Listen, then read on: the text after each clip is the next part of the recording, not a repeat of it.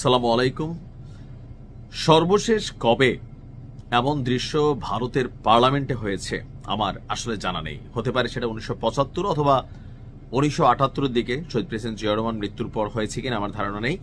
তবে গেল বেশ কয়েক বছর যাবত আমাদের রাজনীতির যারা মাথা আছেন, লাইক শেখ হাসিনা, বেগম খালেদা জিয়া অথবা এরশাদ কাকু যিনি মারা গেছেন, বা অন্য দলগুলো যেগুলো আছে ওগুলো তো আসলে কাউন্টেবল না, বা জামাতের যারা আমির আছেন অথবা বিভিন্ন নেতা আছেন,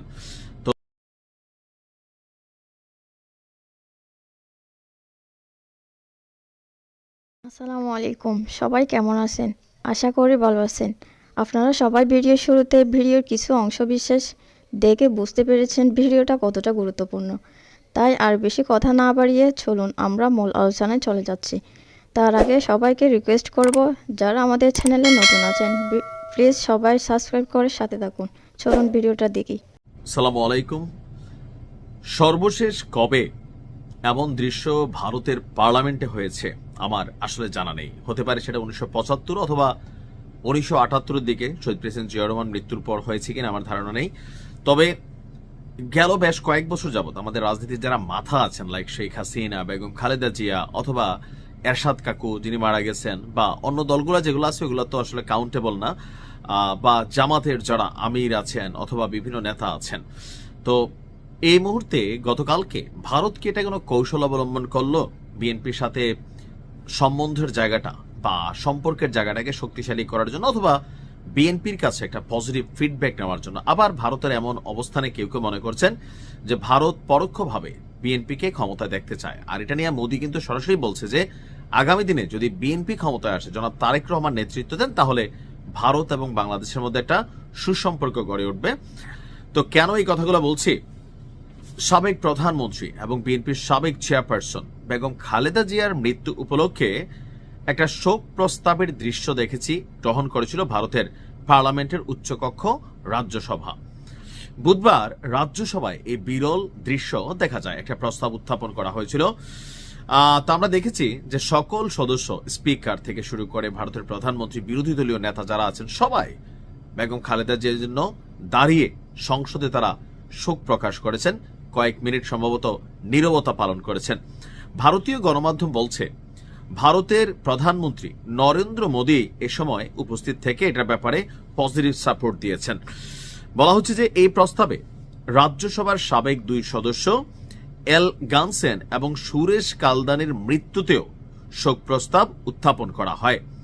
অধিবেশন শুরুর পর থেকে নথি পেশের আগে রাজ্যসভার চেয়ারম্যান সিপি রাধাকৃষ্ণন প্রয়াতদের উদ্দেশ্যে, অর্থাৎ মরহুম বেগম খালেদা জিয়া সহ ভারতের যে দুই কি বলা যায় সাবেক সদস্য আছেন, তো তাদের জন্য আপনার শোক প্রস্তাব পাঠ করেন।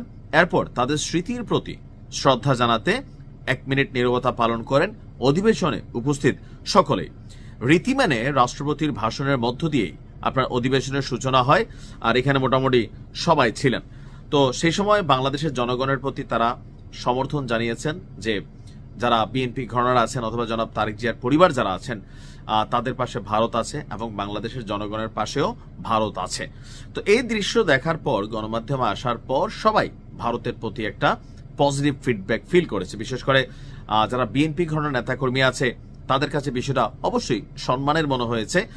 আর অন্য ঘরানার যারা আছেন তাদের কাছে কি লাগছে জানি না। তবে এমন দৃশ্যে কোথাও না কোথাও আওয়ামী লীগের কাছে আসলে কেমন লেগেছে বিষয়টা হচ্ছে জরুরি। তবে আওয়ামী লীগের কথায় কিছু যায় আসে না, কিন্তু যেহেতু ভারতে ঠিক এই মুহূর্তে শেখ হাসিনা অবস্থান করছেন, আবার ধরেন ভারতের প্রধানমন্ত্রী নরেন্দ্র মোদী বিএনপির সাথে একটা পজিটিভ ফিডব্যাকে যাচ্ছেন, আবার জামাতের সাথেও তাদের একটা যোগাযোগ আছে। তো সবকিছু মিলিয়ে ওই যে গত 2 দিন আগে ওবায়দুল কাদের বলছিল আওয়ামী লীগের ভবিষ্যৎ অন্ধকার, ভারত তাদেরকে নিয়ে ভবিষ্যতে কি খেলা খেলে, এটা নিয়ে তিনি আসলে আশঙ্কা করছেন যে তিনি আর কখনো তার প্রিয় মাতৃভূমিতে ফিরে আসতে পারবেন কিনা। আসলে একটা অনিশ্চিত ভবিষ্যৎ আওয়ামী লীগের নেতাকর্মীরা দেখছে। আর এই ঘটনায় এর আগে আসলে আমি জানি না যে এখন কেউ তো মারাও যায় না এই লেভেলে, যে বড় মাপের, আমার জন্মের পর আমি যেটা দেখি নাই। তো সেই ক্ষেত্রে ভারতের এমন উদ্যোগ বিএনপিকে পরোক্ষভাবে সম্মানের পাশাপাশি বিএনপির প্রতি ভারতের অবস্থানটা কিন্তু প্রকাশ হয়েছে। এখন এটা নিয়ে আবার রাজনীতি আছে যে দেখো এই যে দিল্লি না ঢাকা, আরে দিল্লির তো ভারতের তো মানে তারেক জিয়ার সাথে খুব ভালো সম্পর্ক। এমনকি জামাতের অনেক নেতারা, ডক্টর তাহের সাহেবের প্রকাশ্যে বলছিলেন যে ভারতের সাথে দস্তখত দিয়ে বিএনপি দেশের রাজনীতি করতেছে, দেশ বেচা দিবে। তো এইসব বক্তব্যকে ন্যারেটিভ আকারে আরো প্রতিষ্ঠা করার জন্য এই ভিডিওটা নিয়ে কেউ সমালোচনা করছেন, কেউ প্রশংসা করছেন। তবে আমি ব্যক্তিগতভাবে মনে করি এটা প্রশংসনীয় একটা উদ্যোগ।